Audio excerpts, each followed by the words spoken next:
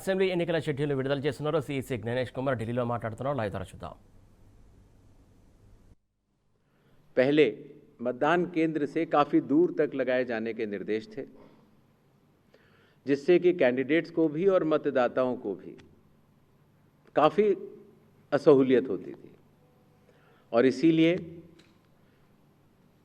जो political parties के संग ज़मीनी स्तर पर ईआरओज़ की मीटिंग हुई, डीएम्स की मीटिंग हुई, सीईओज़ की मीटिंग हुई, उनसे मिले सुझावों के अनुरूप लोक प्रतिनिधित्व कानून के अनुरूप 100 मीटर की दूरी तक हर कैंडिडेट अगर चाहे तो अपने बूथ्स लगा सकता है। चुनावी प्रक्रिया पारदर्शी हो, उसकी पूर्ण निगरानी हो, ईआरओ भी उसको देख पाएं और कोई भी अगर गलती पाए जाए तो उसके खिलाफ एक्शन भी लिया जा सके। इसके लिए पहले लगभग 50% प्लस पोलिंग स्टेशंस में वेबकास्टिंग होती थी और अब इसको 100% पोलिंग स्टेशंस में लागू कर दिया गया है, जिससे कि निगरानी तंत्र के लिए सुगमता होगी।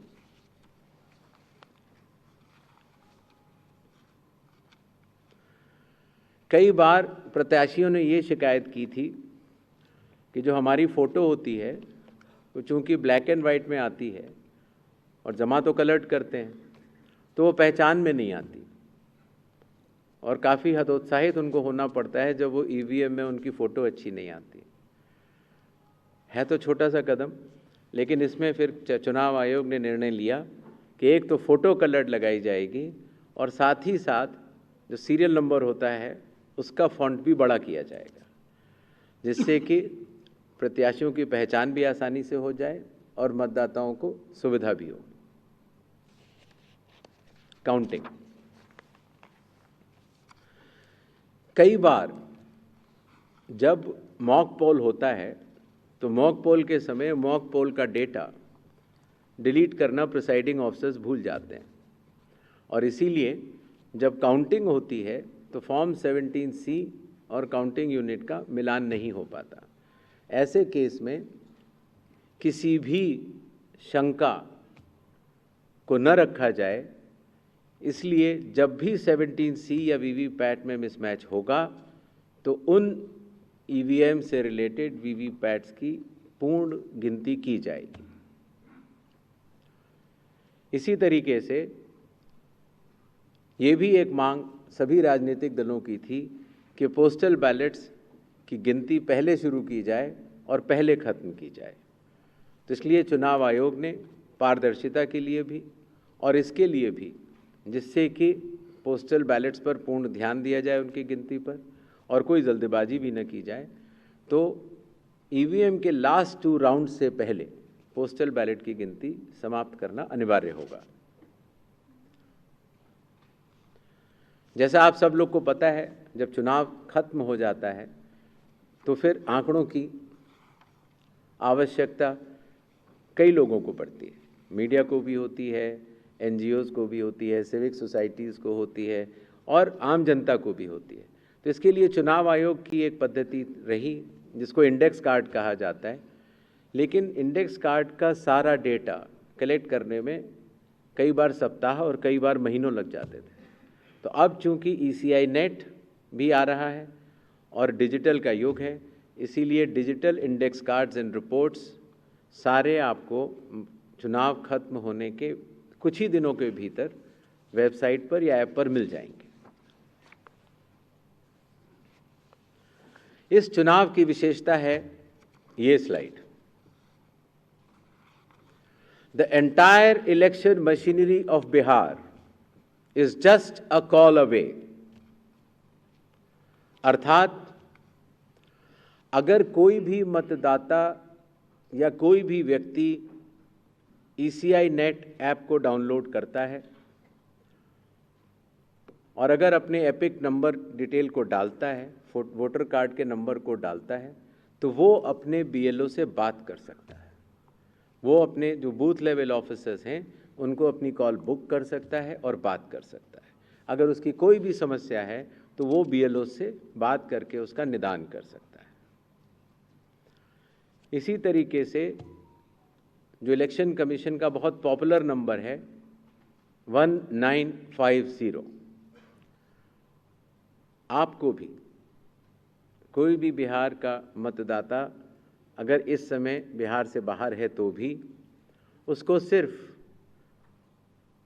+91 अगर मोबाइल से आप डायल करते हैं तो +91 जो इंडिया का कोड है वो लगाना है। एसटीडी कोड जहाँ का भी आपकी विधानसभा क्षेत्र है वहाँ के एसडीएम का एसटीडी कोड और 1950 अगर आप ये डायल करते हैं तो 243 EROs सारे मतदाताओं की सेवा के लिए खुले रहेंगे।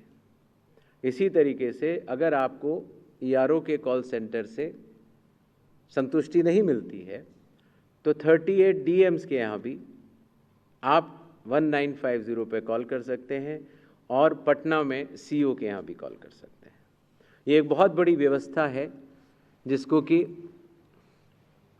लॉजिस्टिकली पूरा सही से बना दिया गया है और आशा है इस सुविधा के बाद शायद दुनिया का शायद ही ऐसा कोई चुनाव होगा जिसमें कि 90,712 BLOs, 243 EROs, 38 DEOs और CO स्वयं मतदाताओं के लिए किसी भी दिक्कत अगर उनको आ रही है या ग्रीवेंस है उसके लिए सचेत रहेंगे।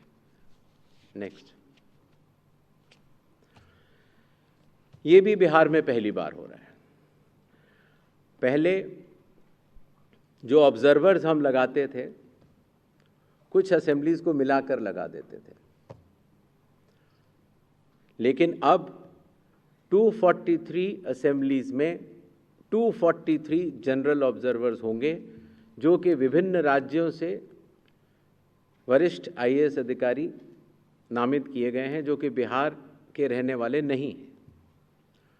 इसी तरीके से जो लॉ एंड ऑर्डर के लिए जो पुलिस ऑब्जर्वर्स हैं वो हर ज़िले में एक होंगे और एक्सपेंडिचर ऑब्जर्वर्स को हम लोगों ने, चुनाव आयोग ने कुछ असेंबलीज को मिला के नामित किया है।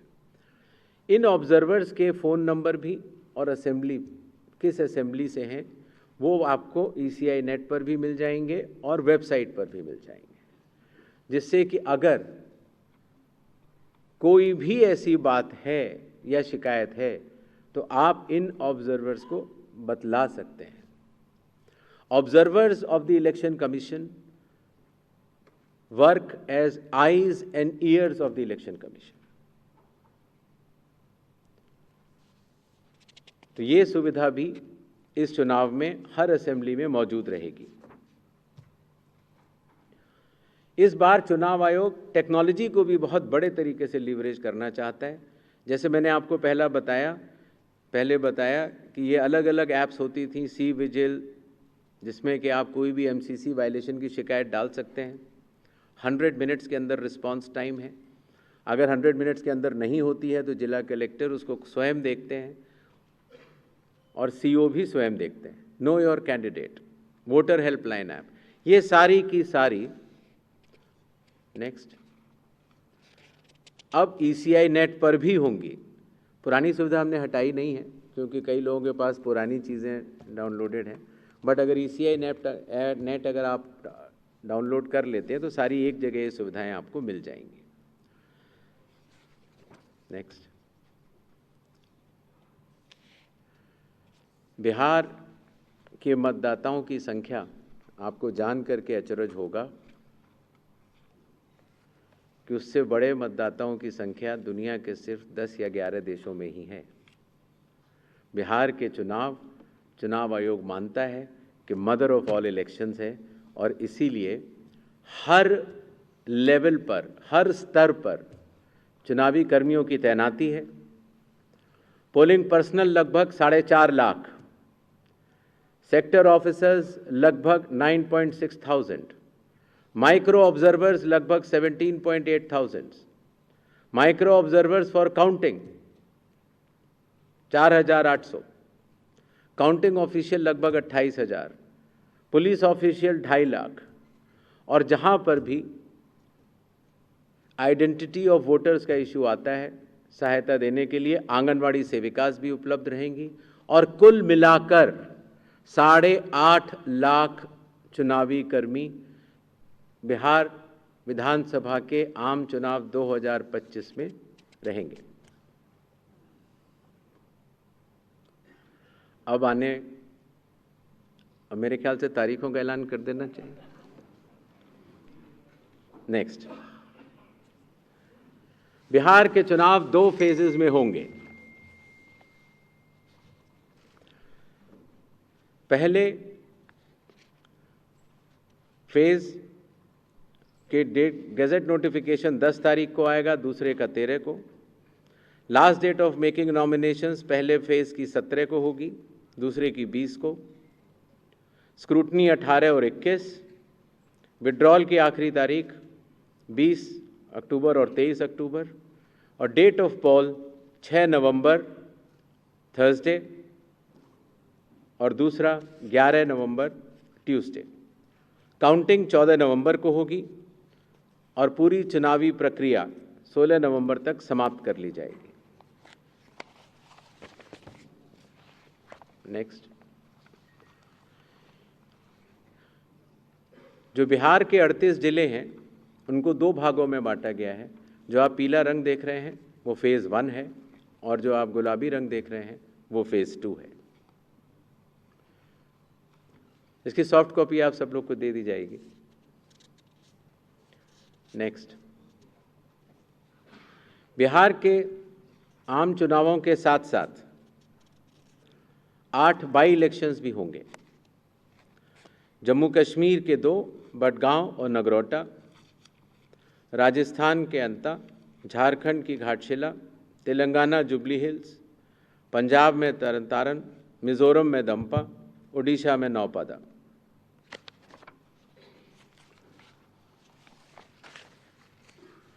इनकी तारीखें भी अलग अलग कॉन्स्टिट्यूंसी के हिसाब से यहाँ पर दी गई हैं। डेट ऑफ पोल लेकिन सबका 11 तारीख ही होगा और काउंटिंग 14 नवंबर को होगी। इसके साथ कुछ चीज़ें हम ज़रूर बताना चाहेंगे। सबसे पहले मतदाताओं के नाम एक संदेश रहेगा, वो यह कि कृपया अपना नाम इलेक्टोरल रोल में ज़रूर चेक कर लें, क्योंकि अगर अभी भी छूट गया है तो नॉमिनेशन से 10 दिन पहले तक जोड़ा जा सकता है। कृपया अपने पोलिंग स्टेशन के बारे में ECI नेट से जानकारी हासिल करें या अपने बूथ लेवल ऑफिसर से समझ लें। वोटिंग जब आप करते हैं, अगर बाई चांस किसी कारणवश अगर आप अपना वोटर कार्ड लाना भूल गए हैं तो 12 ऑल्टरनेटिव डॉक्यूमेंट्स होते हैं जिससे कि आप अपनी आइडेंटिटी बता सकते हैं और उसके बाद वोट डाल सकते हैं। मतदाताओं को ये विश्वास रहे कि हर पोलिंग बूथ पर AMF that is assured minimum facilities उपलब्ध होंगी। वोटर इन्फॉर्मेशन स्लिप्स हर मतदाता को पहुंचाई जाएंगी। अगर आप मोबाइल लेकर आते हैं तो डिपॉजिट फैसिलिटी रहेगी, बिल्कुल निश्चिंत रहें। सर्विस वोटर्स हैं तो आपको पोस्टल बैलेट की सुविधा रहेगी। अगर आप दिव्यांग हैं या 85 प्लस ईयर्स के हैं तो आपके लिए होम वोटिंग की सुविधा दी जाएगी, बशर्ते कि आपको फॉर्म 12D भरना होगा। मतदान करने से पहले अपने प्रत्याशी के बारे में ज़रूर जान लें। नो योर कैंडिडेट ऐप से भी आप देख सकते हैं।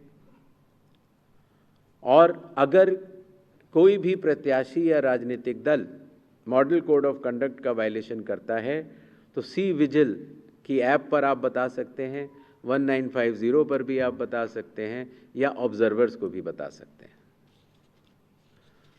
राजनीतिक दलों से भी निवेदन रहेगा कि वो हर पोलिंग स्टेशन पर चुनाव आयोग द्वारा पारदर्शी चुनावों के साथ सहभागिता करें और हर पोलिंग स्टेशन पर अपने बूथ लेवल एजेंट्स को नामित करें। ईवीएम और वीवीपैट का फर्स्ट और सेकंड लेवल रैंडमाइजेशन अभी होना बाकी है और उसमें जरूर भाग लें, जिससे कि फर्स्ट और सेकंड लेवल रैंडमाइजेशन की पारदर्शिता का वो अनुभव भी कर सकें। इसी तरीके से जब स्ट्रांग रूम से ईवीएम और वीवीपैट निकाली जाएंगी या वापस रखी जाएंगी तो कैंडिडेट्स की उसमें दस्तखत भी होते हैं और वो उसको सजगता से देखें। मतदान से पहले जो मॉक पोल होता है उसमें अपने पोलिंग एजेंट्स को जरूर देखने को बोलें। 90 मिनट लगभग पहले ये शुरू होता है, लगभग 50 वोट डाले जाते हैं नोटा सहित, जिससे कि ये स्पष्ट हो जाता है कि ईवीएम और वीवीपैट्स में जो भी बटन दबाए जा रहे हैं वो ही स्लिप गिर रही है और उसकी गणना भी की जाती है। राजनीतिक दलों से ये भी अनुरोध है कि वो जो पोलिंग एजेंट्स को नामित करें वो पोलिंग स्टेशन के अंदर ही रहें और मतदान केंद्र छोड़ने से पहले, मतदान पूर्ण जब हो जावे तो छोड़ने से पहले अपना फॉर्म 17C, जिसमें कि प्रिसाइडिंग ऑफिसर ये दस्तखत करके देते हैं कि ईवीएम में इतने वोट पड़े, लेकर जरूर जाएं। मतदान पूर्ण होने से पहले न चले जाएं। मॉडल कोड ऑफ कंडक्ट का सभी राजनीतिक पार्टियां और प्रत्याशी अनुपालन करेंगे, ऐसा चुनाव आयोग आशा करता है। और साथ ही साथ जब आखिर में जब काउंटिंग का समय आता है तो अपने काउंटिंग एजेंट्स को भी नामित करें और सजगता के साथ जो काउंटिंग हो रही है उसका भी अवलोकन करें। मीडिया से भी थोड़ा अनुरोध है। मीडिया पर्सन्स को अथॉरिटी लेटर्स दिए जाते हैं जिससे कि आप पोलिंग डे और काउंटिंग डे पर कवरेज कर सकते हैं। तो जो अथॉरिटी लेटर के साथ जो शर्तें हैं उनका अनुपालन अगर आप सहजता से करेंगे तो जनता को भी बता पाएंगे कि चुनाव की पूरी प्रक्रिया कैसी चल रही है और व्यवस्था बनी रहेगी। अगर आप पोलिंग बूथ पर जाते हैं और कुछ फ़ोटो या खींचना चाहते हैं तो जैसा प्रिसाइडिंग ऑफिसर के जो भी निर्देश होंगे उनका आप लोग ज़रूर पालन करें। और आखिरी और सबसे महत्वपूर्ण, वैसे तो आप सब लोग समझदार हैं, लेकिन फिर भी आजकल के इस युग में अगर कोई भी मिस इन्फॉर्मेशन अगर आपके थ्रू कोई प्रोपोगेट करना चाहता है तो उसको बिना वेरीफाई किए आगे न बढ़ाएं। और ख़ास तौर से अगर आपको लगता है कि वो गलत इन्फॉर्मेशन है तो उसको अगर आप सूचित कर देंगे 1950 पर या सी विजिल पर तो उस पर एक्शन भी लिया जा सकता है। इन्हीं छोटे शब्दों के साथ बिहार का चुनाव बिहार के मतदाताओं को और सभी राजनीतिक दलों को और आने वाले प्रत्याशियों को सबको बहुत बहुत शुभकामनाएं। धन्यवाद।